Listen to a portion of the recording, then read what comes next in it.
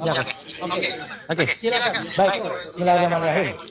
Ya tadi saya sampaikan dari awal dan alhamdulillah kami bertiga plus ada 3 ahli yang tadi ada di dalam, ada ahli pidana Bapak Didit, kemudian ada ahli teknologi forensik ya, itu adalah Pak Prof Tono Saksono, dan kemudian juga ahli satu lagi yaitu Pak Ridho Ramadi, Dr. Ridho Ramadi. Jadi semua memberikan keterangan. Ada beberapa poin yang ingin saya tambahkan karena tadi mungkin belum disampaikan oleh Mas Refli. Yang pertama adalah ya, gitu bahwa akhirnya kita mengetahui bahwa biang kerok atau dalang dari semua ini adalah orang namanya Joko Widodo. Ya, gitu. Karena selama ini dia selalu mengatakan, saya tidak melaporkan orang.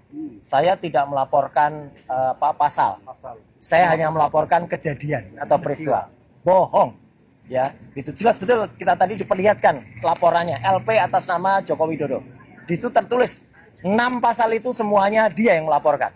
Ya, gitu. Jahat banget ini. Kalau kata Rangga, kata Cinta kepada Rangga dalam film Ada Apa Dengan Cinta, Jokowi, kamu itu jahat. Itu jahat banget. Ya, itu. Jadi artinya itulah pasal yang ada. Ya 32, 35 dan tadi kami mempresentasikan di dalam. Termasuk yang tadi saya presentasikan di awal dengan judul sebelum kami masuk tadi bahwa kami tetap kekeh dengan apa yang namanya 99% palsu itu kalau dalam bahasa saya. Karena di dalam kita tadi juga menyampaikan tentang beberapa hal, misalnya soal-soal perbandingan-perbandingan dan juga tentang kelakuan si Andi Aswan dan lain sebagainya. Ya, tapi itu lain soal. Nanti akan kita bahas terus.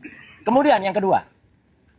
Apa yang kami teliti, saya Dr. Rismon dan akan ditambahkan secara detail dan oleh Dr. Tifa, selama ini adalah barang yang kurang lebih sama. Ya, gitu. Yang kurang lebih sama. Jadi insya Allah hasil 9,9% palsu itu tidak berubah, tidak bergeser 1 mili pun. Ya, bahkan sampai the last minute, kami akhirnya sama seperti klaster 1 tadi, dipertunjukkan sebuah barang yang diklaim itu adalah ijazah asli, katanya ijazah analog dari seorang yang namanya Joko Widodo. Saya harus berkata dengan terus terang, saya hanya hobi komputer. Saya adalah seorang tukang potret sejak zaman analog dulu. Saya memotret sejak zaman film seluloid, dan saya bukan hanya bekerja di lapangan sebagai tukang foto. Saya adalah orang yang juga bekerja di kamar gelap. Jadi saya mengerti bagaimana komposisi kalau misalnya kita pakai fixer, kita pakai pengembang, film itu dicuci, kemudian dicetak, kemudian kertas film apa, dan untuk pas foto yang tertempel di barang yang disebut ijazah itu, saya dengan lantang dan tegas mengatakan saya sangat ragu bahwa itu usia sudah lebih dari 40 tahun. Terlalu tajam, terlalu baru barang itu sebagai sebuah foto yang dicetak dengan kertas foto di tahun 80-an. Ya, karena kertas foto di tahun 80 itu ada usianya. Bahkan ijazah Dr. Rismon sendiri yang usianya baru sekitar 20 tahunan kira-kira. 23 tahun. Itu pun sudah mulai berburam. Ini masih sangat tegas dan jelas. Ya, tidak seperti. Kemudian khusus untuk detail itu, alhamdulillahnya kami meskipun diminta untuk melihat, kami tetap tidak boleh memegang. Ya, kami tidak boleh merasakan. Padahal dia bilang, saya satu lawyer, saya sudah merasakan itu. Kami tidak boleh megang, bahkan mengintip saja untuk melihat ketebalan kertasnya saja tidak boleh. Ya, padahal itu penting sekali. Apalagi memotret. Apalagi memotret, karena kami bilang.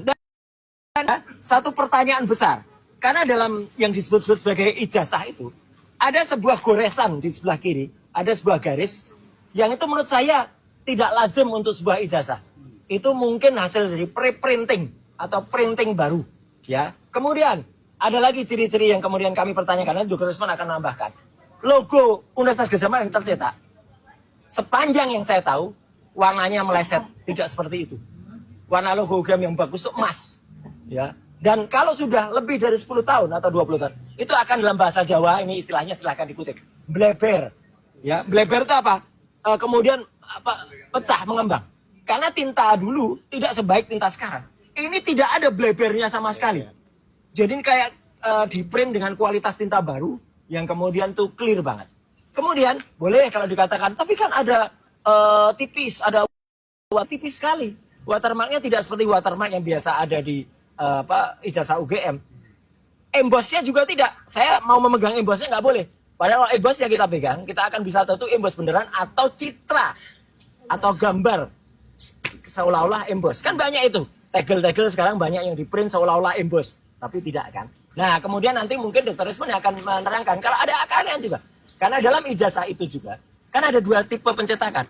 Logo dulu, baru tulisan, atau tulisan dulu, baru logo. Yang jelas, pada ijazah yang tetap berbeda dengan contoh atau perbandingan ijazah yang lainnya. Yang lainnya di sini adalah tulisan dulu, baru logo.